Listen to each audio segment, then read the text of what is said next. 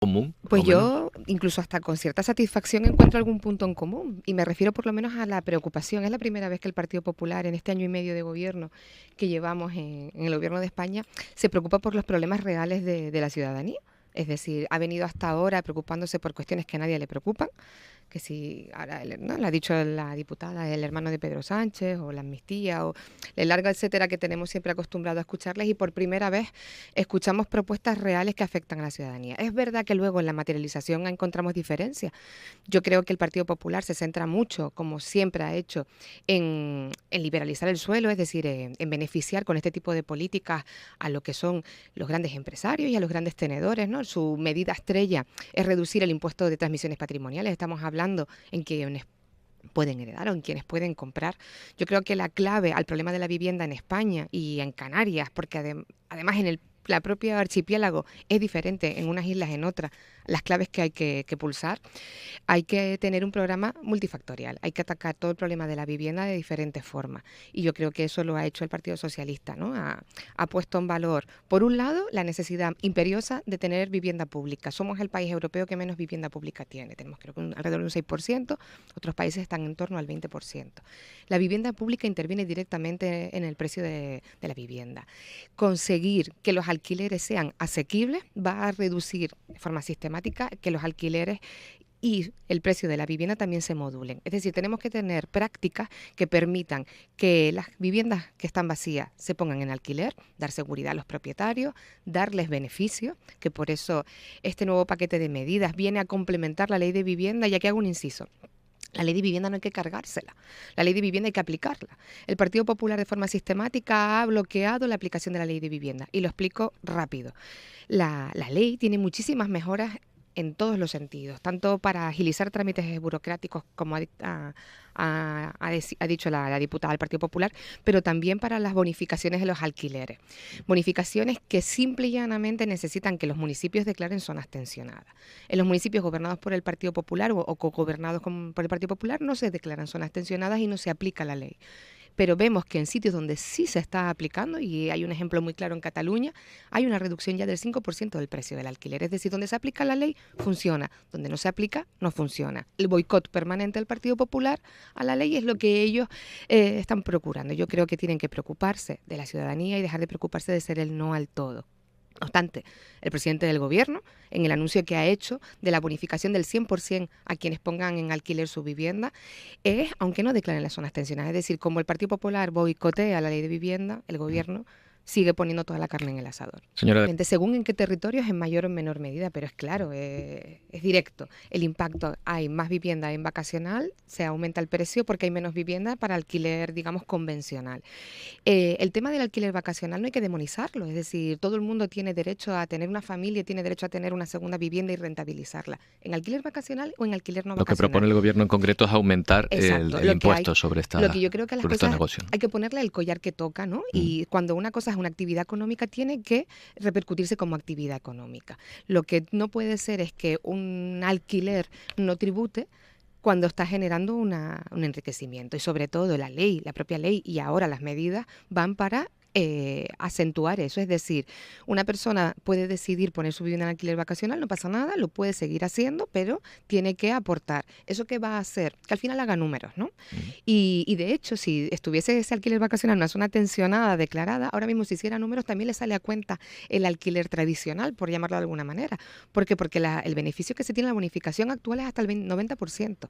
Entonces lo que queremos es que el propietario siga haciendo la gestión de su patrimonio, pero la ponga al servicio de lo que es, de la función social de la vivienda. Y además, quiero dejar claro que lo que hay que ir es en contra totalmente de la especulación del alquiler vacacional, porque el mayor problema no es esa vivienda que tiene un pequeño propietario. El mayor problema es todas esas viviendas que se compran para poner en alquiler vacacional, que son las que están incidiendo de forma muy grave en el precio de la vivienda. Sobre todo también es un problema el cómo se tratan las cosas, ¿no? Y antes estábamos de acuerdo en el fondo, a lo mejor no en la forma con el alquiler vacacional, y también estamos de acuerdo en que tenemos que proteger al propietario para que sienta que puede poner su vivienda en alquiler y hay protección. Y el propio gobierno del Estado ya ha establecido medidas de protección, y la propia ley de vivienda existente paga al propietario cuando tiene a un inquilino que no está saliendo de forma voluntaria al acabar su contrato.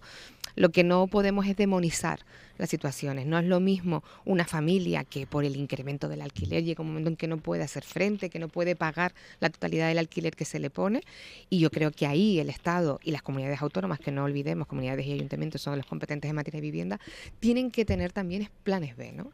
Y una de las apuestas también actual del gobierno es tener esa salida, ¿no? Esos alquileres sociales que puedan permitir a esa familia salir. Entonces, por un lado, siempre hay que proteger a los dos lados.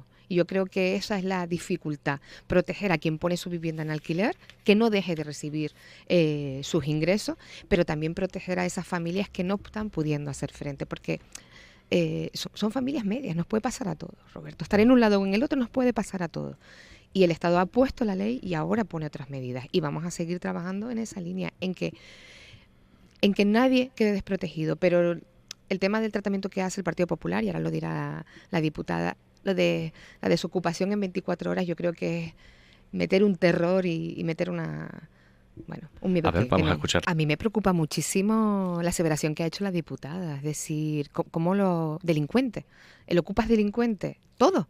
Que nadie está hablando de proteger a quien impide derechos a otros, pero lo que me parece muy fuerte es la generalidad, ¿no? De llamar delincuente a las personas que no están pudiendo hacer frente a los alquileres, que es la mayoría, no el que da una patada a la puerta. Pero ese y no en es este el caso, ocupa. entonces es el ocupa. No, el ocupa es el que invade. Yo creo que ustedes lo con meten K, todo en el mismo saco, igual que creo que tampoco se han leído la ley de el vivienda ocupa con nunca, K y está que perfectamente es una ley definido. que dice claramente que se protege al propietario, no al inquilino. Es decir, que mientras se busca una alternativa ocupacional para las familias o las personas que están en esa vivienda sin abonar el alquiler, se abona por parte del erario público. Es decir, yo lo que Están creo es que ustedes están mezclando, como siempre. La ley antiocupa se refiere al delincuente que entra, claro. De todas maneras, la ley, ha habido muchísimas modificaciones en la ley de enjuiciamiento criminal, en la ley de enjuiciamiento civil, para que ser más rápidos. De hecho, hemos aprobado una norma que es la primera que ha entrado en vigor ahora, de eficiencia de la justicia, para ser más ágiles en la justicia. Para quien no tiene derecho,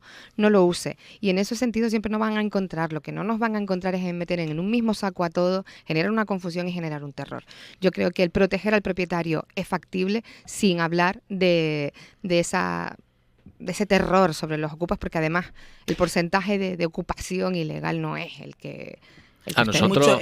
Bueno, las viviendas, yo creo también, voy a situar por aquí el debate en un contexto que yo creo que es importante. La competencia en materia de vivienda no es una competencia del Estado. Es una competencia que radica entre el Estado, las comunidades autónomas y los ayuntamientos. Históricamente, y hablo de los gobiernos anteriores a los de Pedro Sánchez, hablo de los gobiernos de Mariano Rajoy, se eliminó toda la vivienda pública, toda la vivienda pública.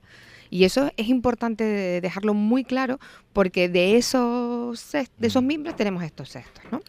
La creación de una política pública en vivienda requiere años. Y aunque yo creo que las medidas que ahora mismo ha propuesto el gobierno y ha propuesto el presidente son para que veamos un efecto claro más pronto, todo lo que es inversión en vivienda requiere tiempo.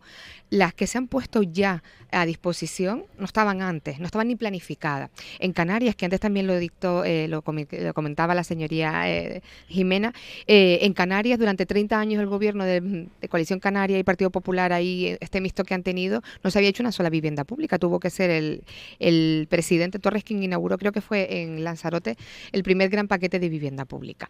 Las viviendas hay que hacerlas. Ahora mismo hay una apuesta directa, no solo por todas las viviendas que ya están en alquiler a través de la Sareb, no solo lo que es la construcción de vivienda pública, la reconversión de espacios, como en Madrid, por ejemplo, la operación Campamento, pero aquí en Canarias tenemos que reconvertir espacios. Por supuesto que el Estado va a cumplir con lo que ha dicho, lo que ha hecho sobre la puesta a disposición de vivienda pública, pero es que necesitamos a las comunidades autónomas. Lo que no puede ser es que las comunidades autónomas, en vez de construir vivienda pública, lo que estén hablando es de urbanizar suelo y que se construya vivienda libre y que se siga generando un disparate urbanístico con un crecimiento en el precio de la vivienda que ya ocurrió en época de Mariano Rajoy. Tenemos que dejarlo